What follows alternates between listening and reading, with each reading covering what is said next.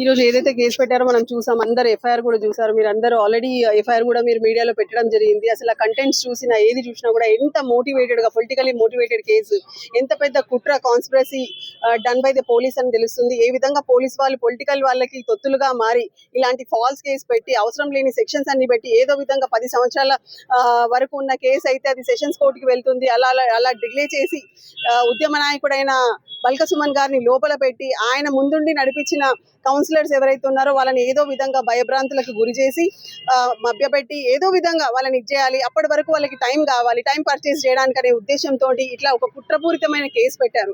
So ఆ కేసులో ఏదైతే కంటెంట్స్ చూసినా, ఏది చూసినా కూడా ఏ విధంగా కూడా అప్లికబుల్ అవ్వట్లేదు.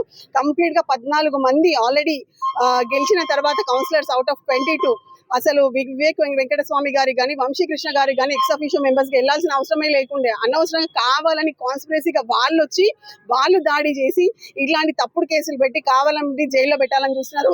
న్యాయ వ్యవస్థని కూడా వాళ్ళ పొలిటికల్ మోటివేట్స్ ఏమైతే ఉన్నాయో దానికి యూజ్ చేయాలని చూస్తున్నారు. కానీ ఎప్పటికీ కూడా న్యాయ వ్యవస్థ ముందు వాళ్ళ ఆటలు చెల్లవు, అట్లాంటిది జరగదు. న్యాయ వ్యవస్థ ఖచ్చితంగా ఈ విషయాన్ని సీరియస్ గా తీసుకుంటారు. మంచి ఆర్డర్స్ వస్తాయి. ఆల్రెడీ చాలా డీటెయిల్డ్ ఆర్గ్యుమెంట్ జరిగింది. వాళ్ళు ఏదైతే ఒక 7 విషయాలను ఎందుకు కస్టడీ కావాలని ఒక 7 విషయాలను వాళ్ళు చెప్పడం జరిగింది.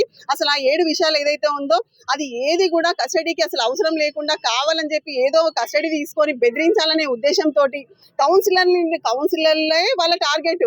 ఇక్కడ బల్క సుమన్ గారిని ఇలా చేస్తున్నారు అంటే అది రీజన్ మొత్తం ఏంటంటే వాళ్ళకి సఫిషియెంట్ టైం దొరకాలి, వాళ్ళ మున్సిపాలిటీని చేజిక్కించుకోవాలనే ఉద్దేశంతో ఇట్లాంటి ఫాల్స్ కేసు పెట్టారు. సో ఆ 7 విషయాల్లో కూడా ఆల్రెడీ అపెక్స్ కోర్ట్ జడ్జిమెంట్స్ ఉన్నాయి. అపెక్స్ కోర్ట్ జడ్జిమెంట్స్ కూడా సబ్మిట్ చేయడం జరిగింది. కస్టడీ విషయంలో ఏ విధంగా ఫాలో అవ్వాలి, ఎలాంటి ఇష్యూస్ ఉంటాయి, అసలు ఏది కూడా కంప్లై అవ్వలేదు. ఇట్ ఈస్ నథింగ్ బట్ అసలు ఏమంటారు, ఫాల్స్ అండ్ మోటివేటెడ్ పిటిషన్ అది. సో అది ఏ విధంగా కూడా చెల్లదని చెప్పి కూడా ఆర్గ్యుమెంట్స్ చేయడం జరిగింది. ఖచ్చితంగా మాకు న్యాయ వ్యవస్థ మీద నమ్మకం ఉంది.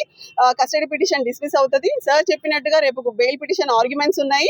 దాంట్లో కూడా పీపీ గారు తప్పించుకోవాలని చూసారు. నేను ఉండను, రేపు మండేకి వస్తాను అని చెప్పి ఏదో విధంగా టైం డ్రాగ్ చేయడానికి చూసారు. బట్ మేము చాలా ఇన్సిస్ట్ చేశాము కోర్టు వారి ముందు. సో అది కూడా రేపు after lunch bail petition arguments ఉంది. సో ముందు కస్టడీ పిటిషన్ లో ఆర్గ్యుమెంట్స్ రాగానే మనకి ఏదో ఒకటి తెలుస్తుంది. We will update tomorrow.